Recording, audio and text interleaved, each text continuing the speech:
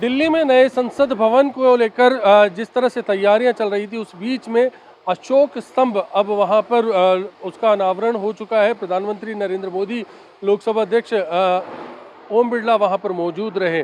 खास बात यह है कि इसका जुड़ाव राजस्थान से है। राजस्थान के शिल्पकार और हनुमानगढ़ नौहर के मूल रूप से निवासी लक्ष्मण व्यास ने इसका निर्माण किया। करीब 5 महीने का वक्त वो कह रहे हैं कि इस दौरान लगा, और इसके बाद खासतौर पर प्रधानमंत्री नरेंद्र मोदी ने भी इस अशोक स्तंभ के निर्माण से जुड़ी जानकारी उनसे हासिल की। हमारे साथ खुद लक्ष्मण व्यास जी हैं। लक्ष्मण व्यास साहब, आपका ईटीवी भारत पर स्वागत करते हैं। हम देख पा रहे हैं कि वो अशोक स्तंभ जो आपने बनाया, उसकी प्रतिकृति के लिए जो ढांचा यहाँ पर तैयार है, सांचा, वो यहाँ पर मौजूद भी है। मोदी जी ने जब आपसे बात की तो शुरुआत क्या रही? अशोक स्तंभ को लेकर कितने वो क्यूरियस दिखे?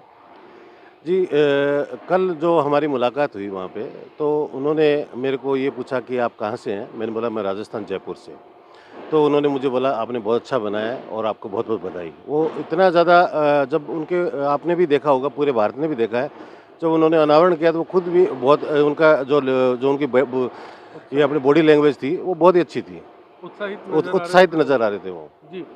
अब आपने बताया कि करीब 5 महीने का वक्त लगा, लेकिन कितने लोगों की मेहनत इसमें थी?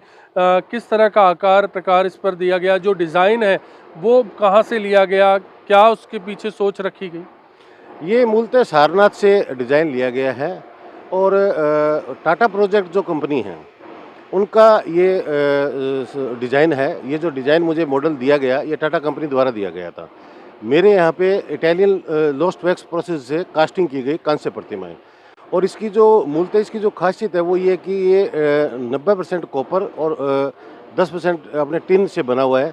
इसमें कभी जंग लगने का या किसी प्रकार का कोई भी शिकायत नहीं रहेगी इसमें कभी भी। जी। कितना क्योंकि वक्त तो 5 महीने का लगा, लेकिन कितने टुकड़ों में इसको आपने दिल्ली पहुँचाया? कैसे असेंबल किया गया? क्योंकि एक विशाल प्रतिकृति अब नज़र आ रही हो। ये 21 फीट इसकी हाइट है और 9 टन और 620 किलो इसका वज़न है, और ये करीब 150 टुकड़ों में ये हमने इसको बनाया, और वहाँ पे अपने पार्लियामेंट की छत पे जाके, और करीब 2 महीने वहाँ भी लगे हमें, जो इसकी पूरी जुड़ाई की, जो हमने गैस वेल्डिंग से और ऑर्गन जो तकनीक है उससे भी वेल्डिंग की हमने इसमें। जी।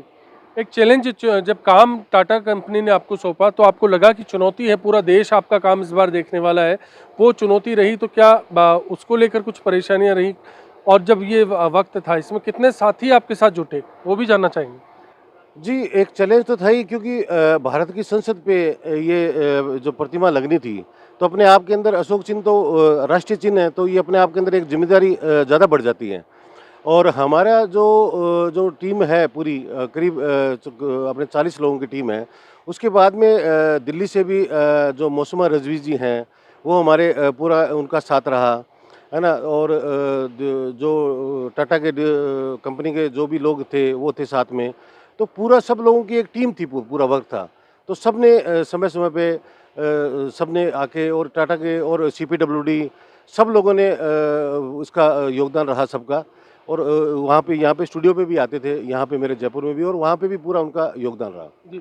मैं एक आखिरी सवाल आपसे कि इस पूरे दौर के बीच में पहले भी आपने काम किया जिसके आधार पर आपको मिला, तो राजस्थान के लोग अगर राजस्थान में आपके काम की झलक देखना चाहते हैं तो कहाँ का रुख कर सकते हैं?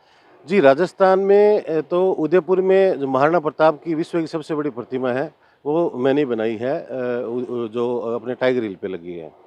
उसके अलावा हल्दी घाटी है, अजमेर में सुभाष चंद्र बोस हैं, गोगामेडी में गोगा जी महाराज हैं, और भरतपुर के अंदर राणा सांगा है।